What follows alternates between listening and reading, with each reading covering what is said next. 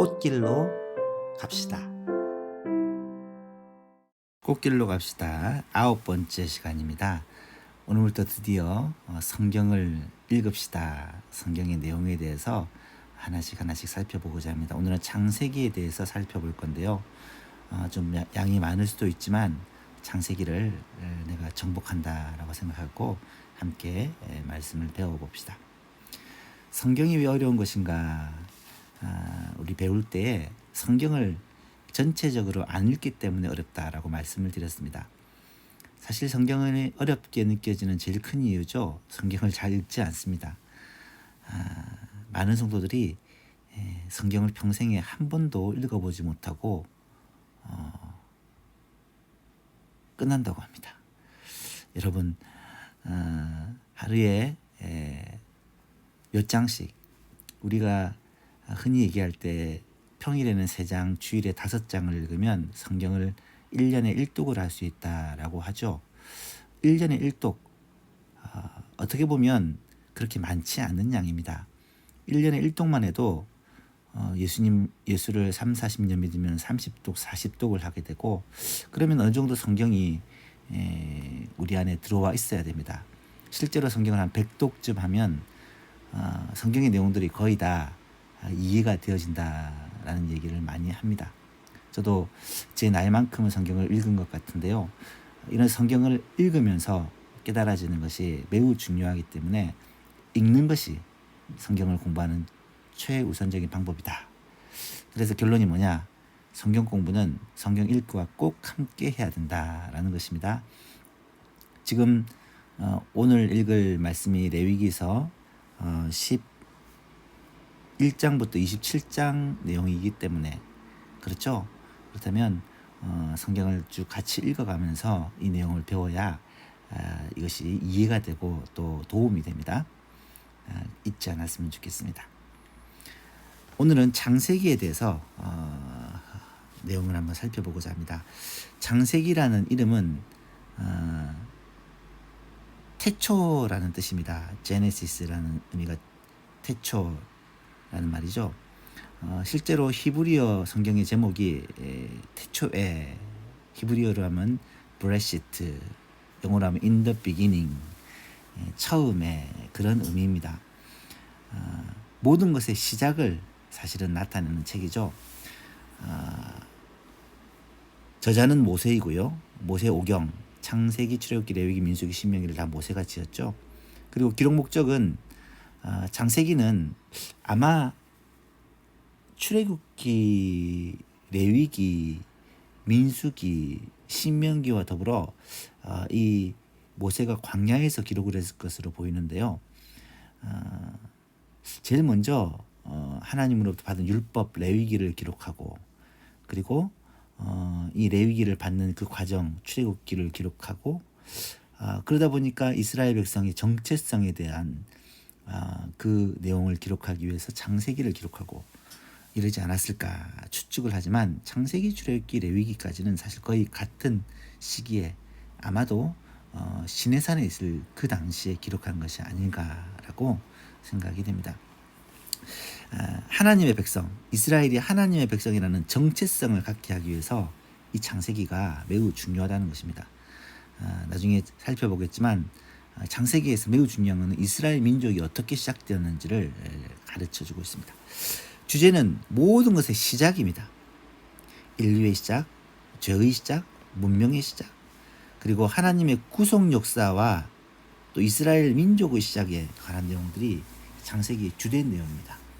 살펴보면서 이것들을 하나하나 생각해 보겠습니다. 창세기가 우리가 계속 배워왔던 12시대 가운데 첫 번째와 두 번째가 창세기라는 것을 알 수가 있습니다. 창세기는 창조시대와 족장시대를 함께 커버하는 것이죠. 그래서 50장, 내용도 짧지 않지만 그 시대도 굉장히 길다. 여기서 주목할 점은 인류 전체의 역사가 사실은 1장부터 11장까지, 그런데 이스라엘 민족의 시작, 이스라엘 민족의 시작이라고 할 수 있는 족장들의 역사가 12장부터 50장까지, 뭐 시대로 하나, 범위로 하나, 이 인류 전체의 역사가 훨씬 더 길고 많지만 성경의 관심은 인류 전체 역사보다는 오히려 이 이스라엘 백성들의 시작, 족장들의 역사에 더 많은 분량을 할애한다라는 점은 하나님께서 성경을 기록할 때 그냥 역사의 기록을 위하여서 쓴 책이 아니라 하나님의 관심이 어디 있는지, 하나님의 그 초점이 어디 있는지를 우리가 이 성경의 분량과 내용들을 보면서 알 수 있어야 된다는 것이죠. 자, 그러면 개요를 한번 봅시다. 이 개요가 사실은 창세기에서 제일 중요합니다. 모든 성경에서 이 개요만 잘 알아도 성경을 전체적으로 이해하는 데 굉장히 큰 도움이 됩니다. 말씀드렸죠. 아까 큰 시대로 나누었을 때 이 앞에 이 전 세계의 역사에 대한 부분, 창조시대라고 얘기했고요. 창조시대, 그리고 족장시대, 이스라엘 민족의 조상인 족장시대를 시대별로 나누어서 11장까지와 그 다음에 12장부터 50장까지를 이렇게 나누어 볼 수가 있습니다. 이 11장까지 내용은 사실은 4가지 큰 사건으로 요약됩니다. 창조, 타락, 홍수, 바벨탑. 이 4가지 사건만 이해하시면 창세기 전체의 흐름을 이해할 수 있고요. 4명의 주요 인물이라는 것은 족장들이죠. 아브라함, 이삭, 야곱, 요셉. 이 4명의 족장들에 대한 얘기가 창세기의 내용입니다. 그래서 4가지 사건과 4명의 족장, 이렇게 하면 창세기가 요약이 되고요. 이 4가지 사건은 인류의 원시 역사, 그리고 인류의 시작이라고 한다면 이 4명의 족장들은 이스라엘 족장들의 역사요, 이스라엘 민족의 시작이다 라고 말할 수가 있겠습니다. 그래서 말씀드렸지만 이 시대나 이 범위에 있어서는 인류가 훨씬 더 크고 방대하지만 이 족장, 하나님의 관심에 있어서는 어쩌면 이스라엘 백성들에게 그 관심과 초점이 있다라는 것은 이 분량을 보시면 이거는 겨우 11장인데 이거는 39장, 3배가 넘는 분량을 가지고 있는 것을 보면 알 수가 있겠죠. 자, 그러면 앞부분인 인류 역사의 시작에 대해서 한번 살펴보고자 합니다. 이 내용은 이 바이블 키에서 강조하는 내용인데요. 이거는 조금 여러분들이 아시고 이해를 했으면 좋겠어요.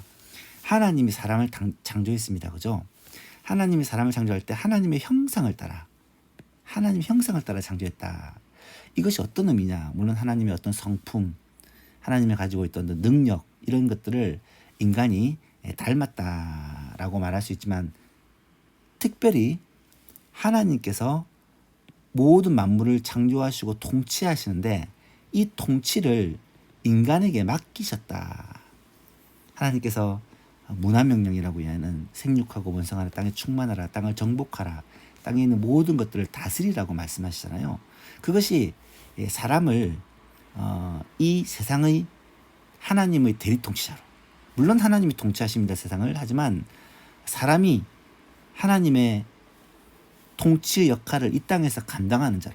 그래서 에덴 동산에서 경작을 하고 동물과 식물들을 다스리고 그들에게 이름을 주고 이런 통치 사역들을 사람에게 맡겨서 하잖아요. 그죠?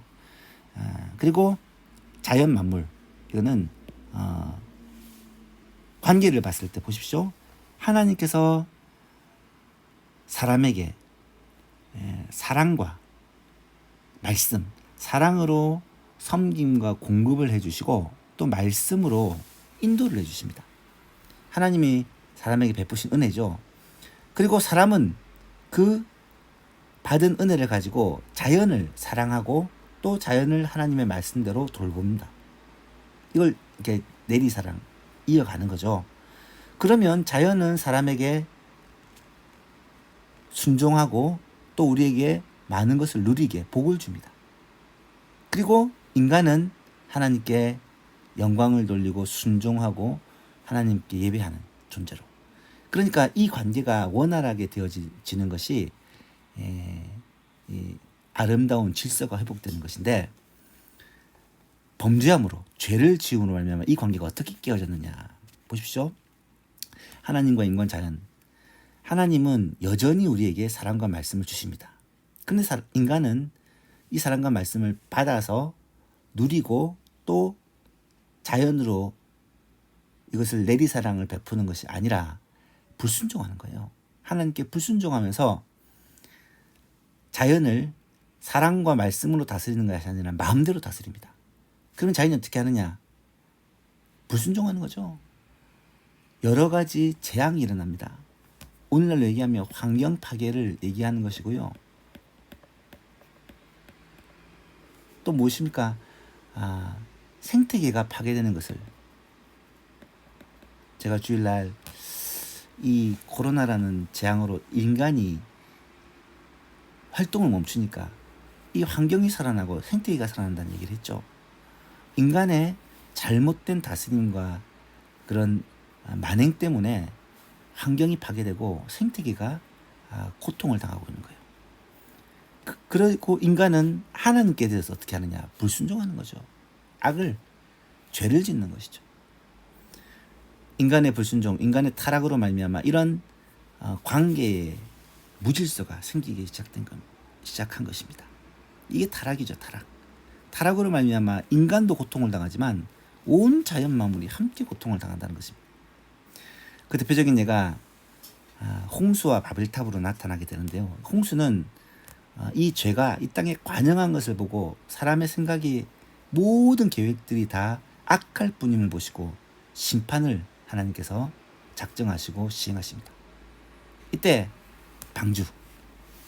하나님이 이 땅을 심판하시고 다 쓸어버리시지만 노아와 그의 가족들 8명은 이 방주를 통해 구원해 주십니다.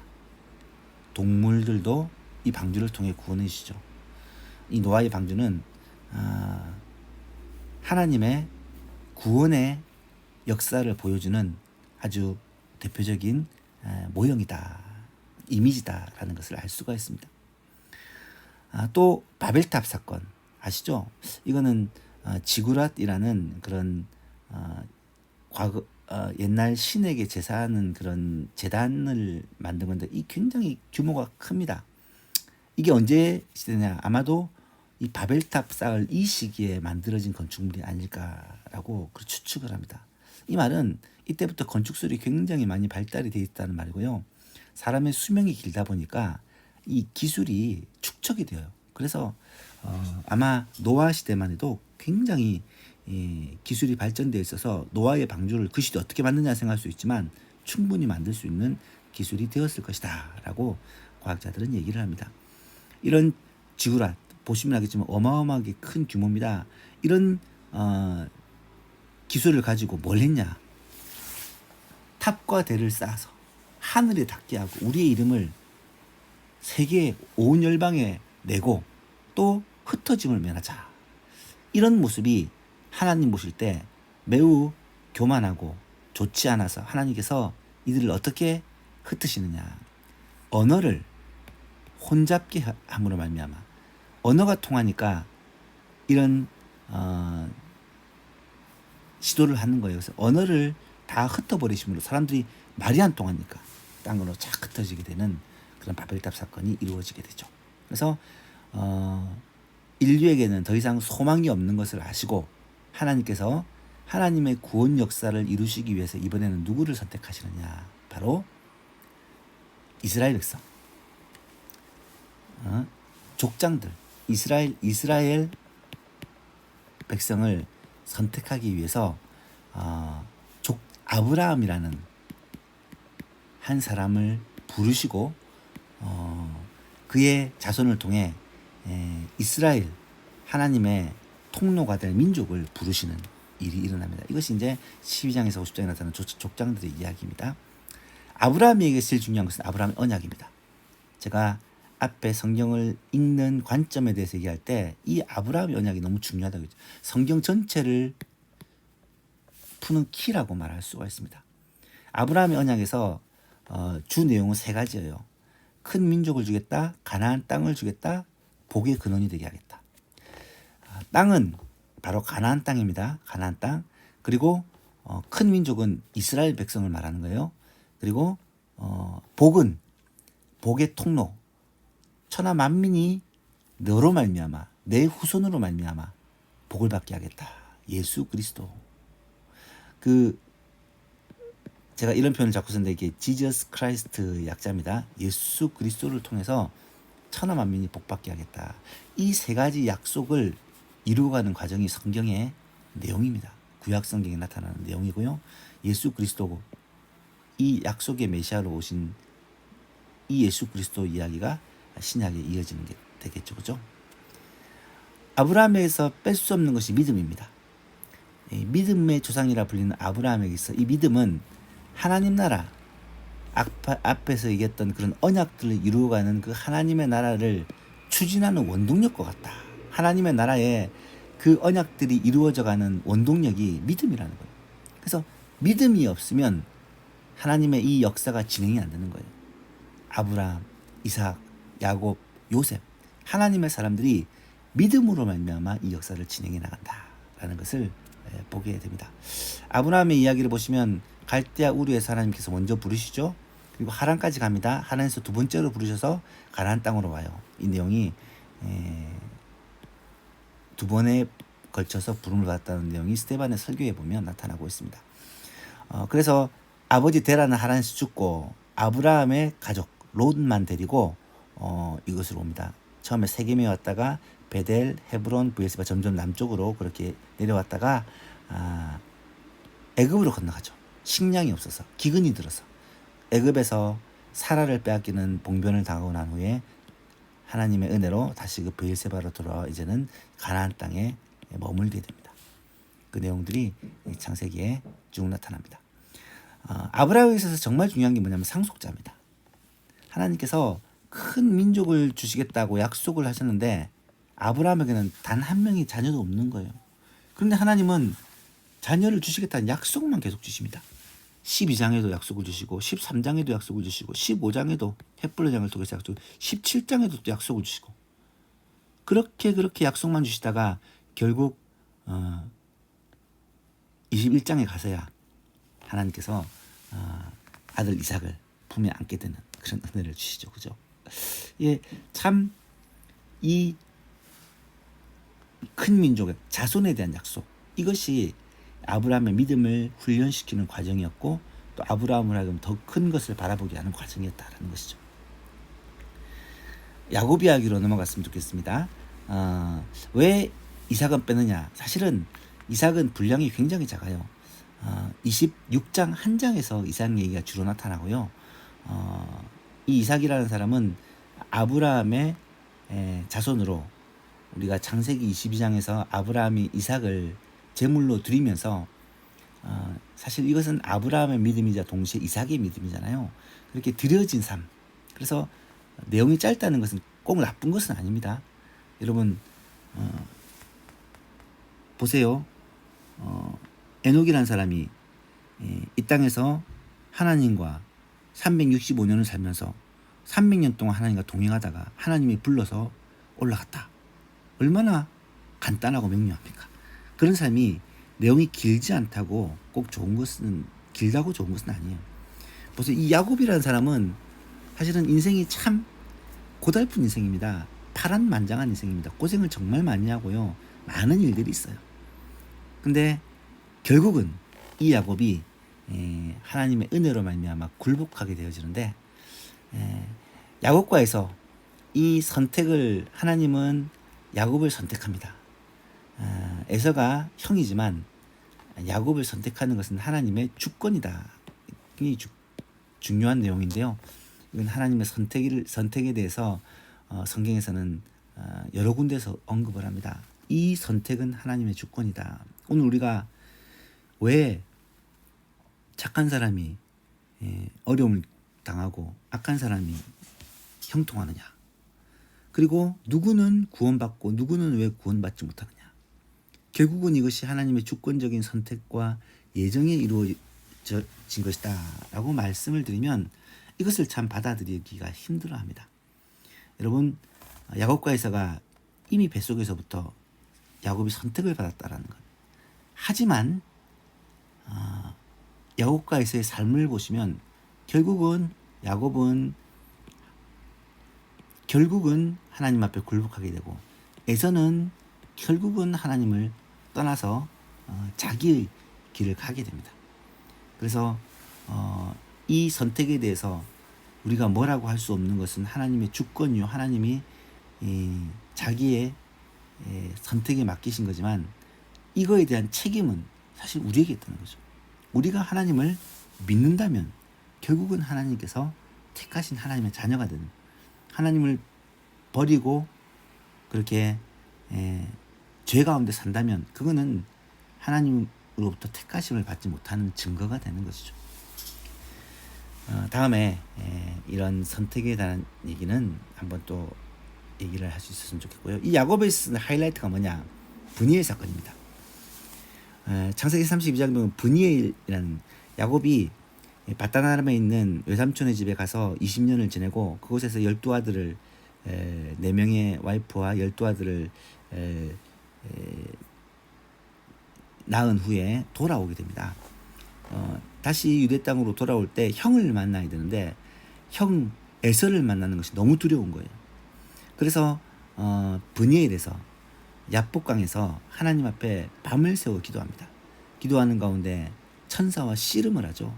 그래서 내가 나에게 복을 주지 않으시면 내가 절대로 놓지 않겠습니다. 끝까지 천사를 물고 늘어지니까 하나님께서 아브라함에게 약속을 주십니다. 그리고 아브라함의 이름을 이스라엘로 그렇게 새로운 이름을 주세요. 이 사건으로 말미암아 야곱의 믿음이 하나님께 인정을 받게 되어지고 하나님을 온전히 의지하는 믿음이죠. 그리고 이스라엘이라는 이름을 주신 이유는 장차 이스라엘 백성의 조상이 된다는 그러한 약속으로 주신. 그래서 야곱의 후손이 사실은 이스라엘 백성이죠. 야곱의 12아들이 이스라엘 12지파가 되어진다라는 것. 야곱은 하나님 앞에 인간적인 꾀를 부리다가 그렇게 많이 고생을 하고 파란만장한 인생을 살았지만 결국은 이 브니엘 사건으로 말미암아 믿음을 인정받고 그의 인생에 새로운 전환점이 된 사건이 일어나게 되었다라는 것이죠. 아브라함이 이삭을 낳고 이삭이 야곱을 낳고 야곱이 유다와 그 형제를 낳았다. 사실은 아브라함은 이삭만 낳은 게 아니고 이스마엘도 낳고 또 그 뒤에 그두라 후처를 통해서 6명의 아들을 더 낳았어요. 하지만 이삭만이 약속의 아들. 이삭도 야곱과 에서를 낳았지만 야곱만이 선택받은 약속의 아들이다. 그리고 야곱의 12아들은 이스라엘 백성의 조상이 되어지는 12지파가 되는 그런 아들이 됩니다. 루벤, 시몬, 레위. 여기서 레위는 12지파에 포함되지 않습니다. 이거는 따로 선택받아서 구별된 지파고요. 이 레위를 제외한 루벤, 시므온, 유다, 이사갈, 스불론, 갓, 아셀, 단, 납달리, 요셉, 베냐민 11지파죠. 근데 요셉 지파를 두 개로 나누어서 에브라임과 므낫세 지파로. 그래서 12지파가 되는 거죠. 이스라엘 12지파다 이러면은 이 레위를 제외하고 요셉이 두 몫을 받아 그렇게 12지파가 되는 것입니다. 이들이 이스라엘 백성의 조상이 되는 거예요. 유다 지파는 그 중에 이제 대표적인 지파가 유다 지파 그리고 에브라임 지파. 이게 이제 북이스라엘의 대표요, 이 남유다의 대표다라고 말할 수가 있습니다. 앞으로 역사를 보시면 이것을 알 수가 있습니다. 요셉 이야기는 뭐 한마디로 얘기하면 하나님께서 이스라엘을 지키시고 구원하시기 위해서 요셉을 애굽으로 보내시죠. 애굽으로 먼저 보내셔서 이스라엘 백성들이 기근을 당하여서 죽게 되었을 때 이스라엘을 보존하시기 위한 하나님의 섭리다라는 것을 우리는 보아야 되고요. 애굽으로 보내시면서 이 애굽의 고센 땅이라는 좋은 땅에서 이스라엘 백성들이 70명이 건너갔는데 430년 후에 몇 명이 나오느냐?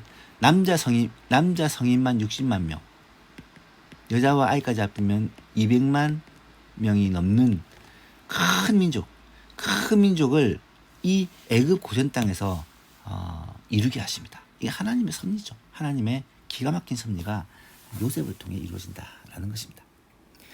자, 우리 창세기의 결론을 한번 맺어봅시다. 이 창세기의 결론 중에 제일 중요한 부분이 뭐냐면 인간 구원의 역사, 구원 계획, 구속사라고 하죠. 하나님의 구원 계획이 이 창세기를 통해 나타난다. 어디서 나타납니까? 창조 사건을 통해서 요한계시록에서 보여주는 새 창조를 보여주고요. 이 창조가 인간의 범죄로 타락했는데 예수 그리스도를 위한 구속으로 말미암아 온전한 새 창조가 이루어질 것을 보여주고요. 그 다음에 뱀의 후손, 여인의 후손 기억나시죠? 원시복음이라는 이 창세기 3장 15절 말씀을 통해서 결국은 예수 그리스도가 사단의 세력들을 멸하고 승리할 것을 약속하고 보여주고요. 바벨탑 사건, 이 바벨탑 사건은 언어가 혼잡게 됨으로 말미암아 민족이 나누어진 사건인데 오순절 성령 강림 사건으로 말미암아 언어가 통일됩니다. 통일된다는 말이 아니고 언어의 장벽이 무너진다. 이게 사실은 방언 사건으로 말미암아 언어의 장벽들이 무너지면서 전 세계가 복음으로 하나 되는 그런 것을 보여주고 있고요. 창세기 10장에는 아브라함의 언약 말씀드렸죠. 이 언약은 세 가지 복인데 이 큰 민족을 주겠다. 그 다음에 가나안 땅을 주겠다. 그 다음에 복의 근원이 되게 하겠다. 이 복은 예수님 그리스도를 통하여서 이 복이 완성된다. 천하 만민이 복받게 하는 것은 곧 구원의 복, 영생의 복을 예수님을 통해 받게 된다라는 것을 보여주는 것이고요. 아브라함의 믿음에 대해서 히브리서 11장에서는 신약시대 우리가 이 아브라함의 믿음에 예수 그리스도를 믿는 이 교회의 믿음을 통해서 아브라함의 믿음에 동참하게 되어지는, 그래서 아브라함의 믿음을 통해서 하나님께 의롭다함을 받은 것처럼 우리도 예수 그리스도를 믿음으로 말미암아 하나님께 의롭다함을 받는 것을 의미하는 것이고요. 아브라함의 창세기 22장에 보면